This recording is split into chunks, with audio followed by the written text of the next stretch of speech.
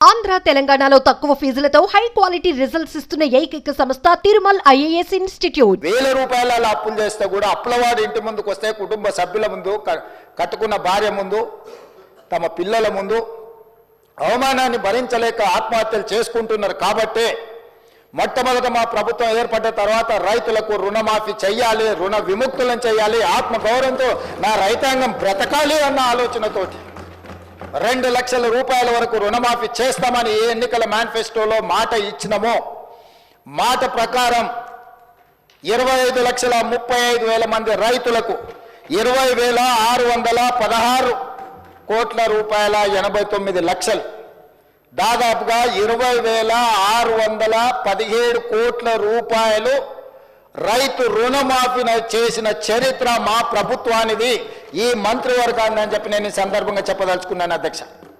ఈ దేశ చరిత్రలోనే ఏ ప్రభుత్వం కూడా మొదటి సంవత్సరంలో ఉన్న అన్ని రాష్ట్రాలు కావచ్చు, కేంద్ర ప్రభుత్వం కావచ్చు, కేంద్ర ప్రభుత్వం కూడా ఏ ఒక్క రాష్ట్రానికి 20,617 కోట్ల రూపాయలు మొదటి 10 నెలల్లో చేసిన చరిత్ర లేదు. ఇది చరిత్రలో శాశ్వతంగా నిలిచిపోయే ఒక గొప్ప సందర్భము. 25,35,000 మంది రైతులకు 20,617 కోట్ల రూపాయల రుణమాఫీ చేసి రైతులను రుణ విముక్తులను చేసి ఆత్మగౌరవంతో తలెత్తుకొని బ్రతికే విధంగా ఈరోజు రైతులకు స్వేచ్ఛనిచ్చిన ప్రభుత్వం మాది అధ్యక్ష. ఈరోజు ఆ రైతులను ఆదుకోవాలన్న ఆలోచనతోని ప్రయత్నం అంతా చేసినాం అధ్యక్ష.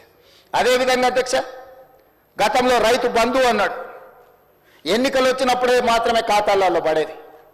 కానీ ఈసారి 2023 ఎన్నికల సందర్భంగా ఆనాటి ప్రభుత్వం ఔటర్ రింగ్ రోడ్డును అమ్మేసి, కోకపేట్ల భూములను అమ్మేసి ఉన్నాయని ఊడ్చుకొని తీసుకొని పోయి రైతులకు రైతు బంధు పథకాన్ని అమలు చేయకుండా ఎన్నికల కోడ్ను అడ్డం పెట్టుకొని తప్పించుకుంటే మా ప్రభుత్వం వచ్చిన మొదటి 3 నెలల్లోనే తమరికి తెలుసు అధ్యక్ష 7,625 కోట్ల రూపాయలు రైతు భరోసా పథకం కింద ఆ ప్రభుత్వం ఎగవేసిన రైతు భరోసా పథకాన్ని మన ప్రభుత్వం ఈరోజు అమలు చేసి మొదటి 3 నెలల్లోనే వాళ్ళ ఖాతాలు వేసింది అధ్యక్ష.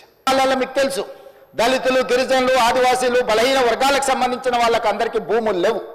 వాళ్ళ భూమి లేకపోవడం వల్ల రైతు భరోసా పథకంలో వాళ్లకు భరోసా ఇవ్వలేకపోవడం వల్ల ప్రభుత్వం ఆనాటి నా పాదయాత్రలు కావచ్చు, మిత్రులు బట్టి విక్రమార్క గారి పాదయాత్రలో భూమి లేని నిర్వాసితులు, భూమి లేని నిరుపేదలు వచ్చి అయ్యా మాకు భూమి లేదు, భూమి ఉన్న వాళ్ళకే ప్రభుత్వ సహాయం అందుతుంది, భూమి లేని మా గురించి ప్రభుత్వం పట్టించుకోవాలి కదా, మీకు బాధ్యత లేదా అని వాళ్ళు అడిగితే ఆలోచన చేసి ఇందిరమ్మ ఆత్మీయ భరోసా పథకం కింద ప్రతి కుటుంబానికి 12,000 రూపాయలు ఇవ్వడానికి నిర్ణయం తీసుకొని ఈనాడు ఉపాధి హామీ కూలీ కార్డు ఎవరికైతే ఉందో ప్రతి కుటుంబానికి ఇందిరమ్మ ఆత్మీయ భరోసా పథకంలో 12,000 రూపాయలు భూమి లేని నిరుపేదలకి ఈరోజు మన ప్రభుత్వంలో పథకాన్ని అమలు చేస్తున్నాం అధ్యక్ష. భూమి లేని నిరుపేదల యొక్క ఆత్మగౌరవాన్ని నిలబెట్టడానికి ఈరోజు నా ప్రభుత్వం ప్రయత్నం చేస్తుంది అధ్యక్ష.